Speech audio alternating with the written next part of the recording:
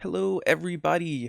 So this is the first official video that I will be doing in a series of videos whenever there are events or things that happen on Crafters that I feel must be documented. One of those things has just concluded, the first ever, under the official title, Figbash Open Summer 2025. A very select few may recall we held another tournament inside of January of 2025, the same year.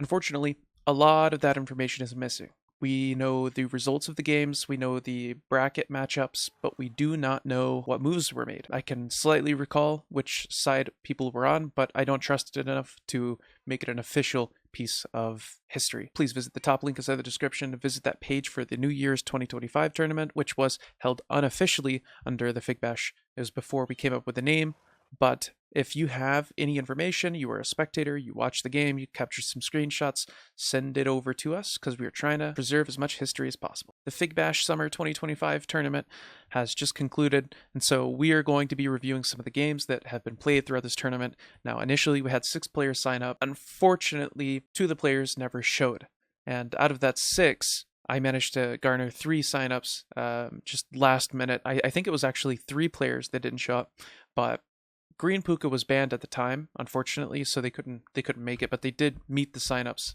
on time. I gave their spot to Shadow Puka, who ended up taking the first place position. It was quite an incredible game, quite an incredible series, and hopefully you could find some entertainment out of this. Hopefully you're interested in playing us into the next tournament. We're going to be doing another Figbash Open Fall tournament inside of October 1st. At 7 o'clock PST. You can head over to the Discord and pre-register by emailing events@figbash.com or just by messaging myself on the server. Without further ado, let's go on ahead and get into it. Due to the fact that Phuszel does win this game, we will be watching it inside of a backwards POV from Black's perspective. So, that said, start off with a D4 move from GetMist. D4 is an interesting one. I usually play E4. I played D4 a lot when I was first starting because it kind of threw people off. People didn't know what to expect. You usually don't go up against a D4. Phuszel responds with D5, and then Bishop F4 comes out. Phuszel gets out his Knight on C6, and the setup's looking good. E3's followed it up, Knight F6, and then Bishop D3 comes out.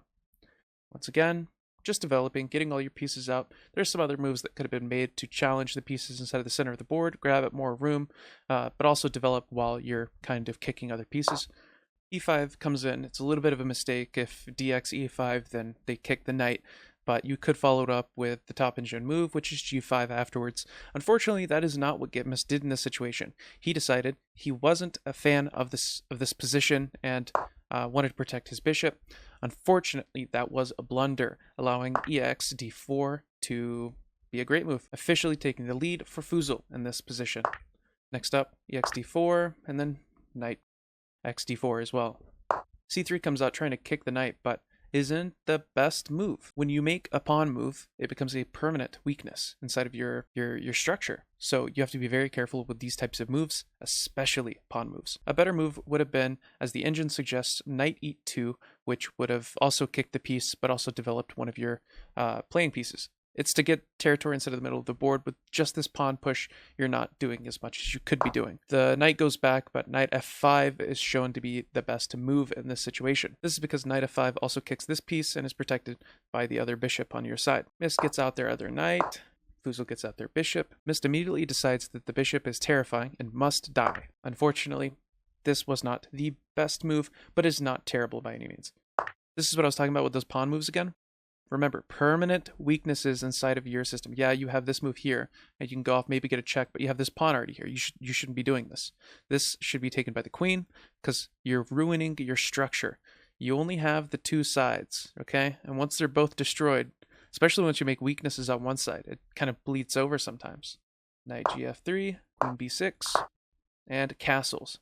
Castles isn't the best idea in this situation. Castling here is a mistake because of the simple fact that Queen now has B2. B2 allows a follow-up move of C3, which just takes material. The next move inside of the series, you guessed it, was Queen X B2.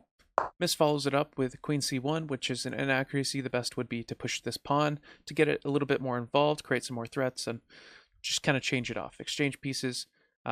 You're not one to lose more, but you put your queen in a position protecting a piece, you take it out of the game. It's no longer working for the center of the board. It's no longer working to secure a win. It's protecting and holding onto this pawn, which you could have used inside of its own attack. It's a simple queen trade, after which the knights come out to play, bishop comes out as well. Looks like a knight trade's gone in there. Now, one thing I should say, and while +2 isn't necessarily a huge advantage, when you have a material advantage and you're trading off pieces, they need to be a trade that works out for you. Pieces of material, like it's a small advantage inside of the larger scheme of things, but when things are simplified, having a small advantage becomes a big advantage if there's not a lot to go around. Rook's coming out, it's going to attack this piece here. It's just going to lose that pawn. And looks like Phuszel is going to start making a push for the center of the board.